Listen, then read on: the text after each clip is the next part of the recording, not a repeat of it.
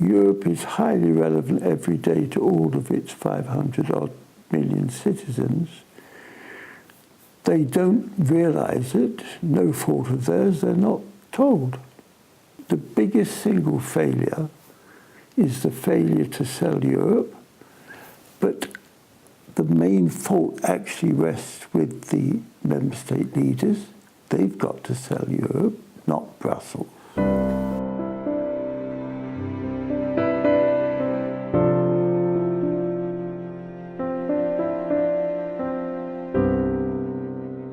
The public are being deceived. They believe that their governments have control over their country. And particularly if they're in the euro area, I don't know whether it's 60, 70, 80% of the laws come out of Brussels. But the public aren't told this.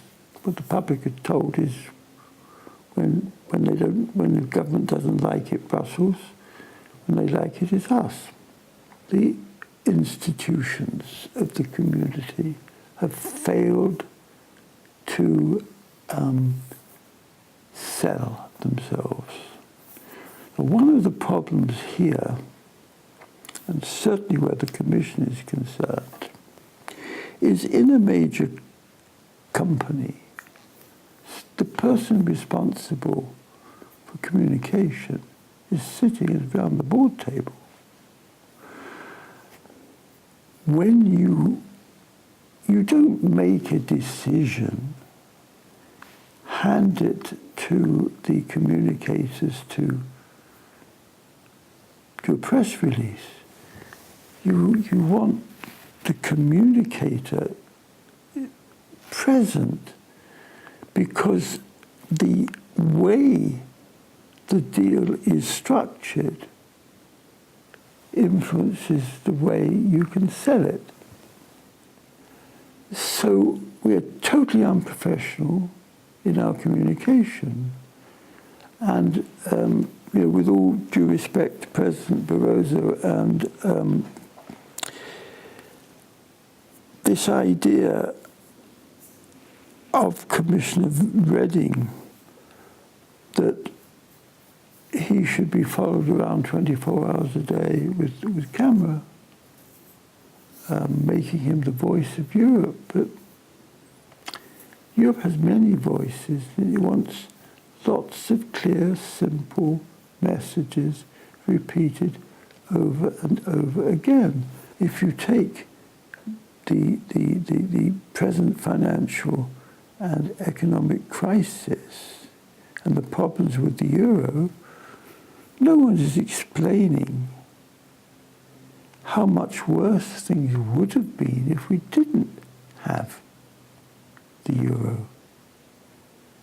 No one is explaining what influence that at least mainly united Europe had that it wouldn't have with individual voices. The European Union is highly relevant. The problem is that we now take things for granted which would not be there but for the European Union. So, first of all, it's very boring to say the EU brought 50 years of peace, security and prosperity. It doesn't make news. 50 years of bickering makes news, but not 50 years of peace. At the mundane level, but it's not so mundane anymore, we take for granted just crossing frontiers, but how difficult it used to be for travel, how difficult it was for a student to go and spend some time in another country. All that has changed.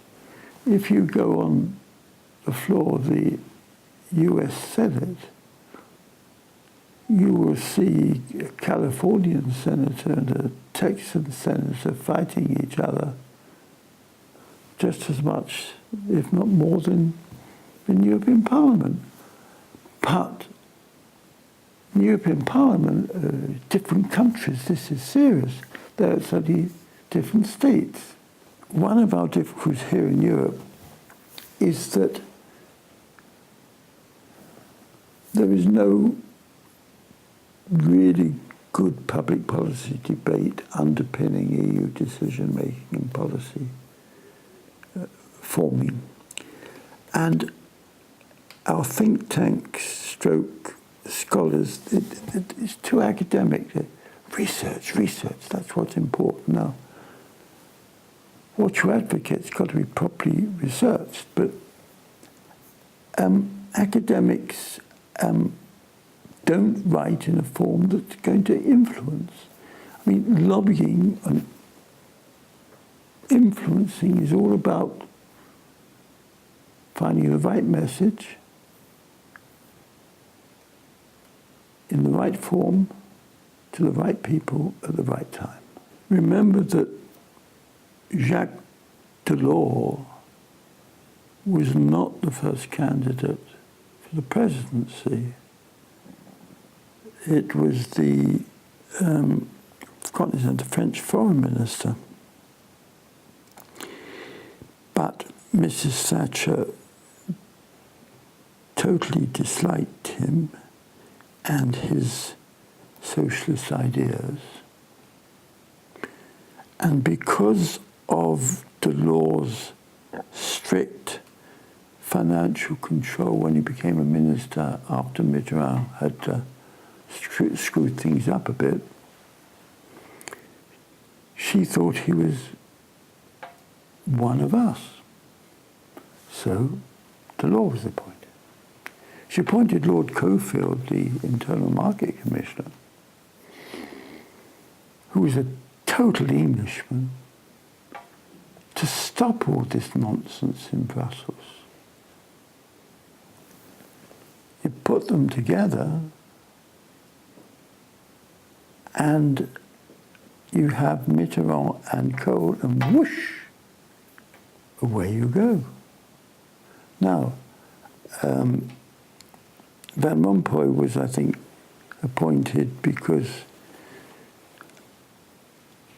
the member states didn't want their egos interfered with. And Van Rompuy is unusual. He doesn't seem to have an ego. And if you look at him, and particularly on television or something, he comes over as a nobody. But listen to a speech of his live. He gave a speech recently to the Young European Movement, which attracted about 400 people. And instead of giving a long prepared speech, he said, I'm just going to speak for 15 minutes, and the rest of the time we can have Q&A. And in 15 minutes, he spoke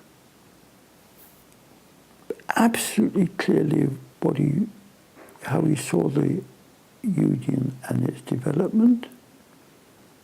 His English was virtually perfect. He has a rather nice sense of humour.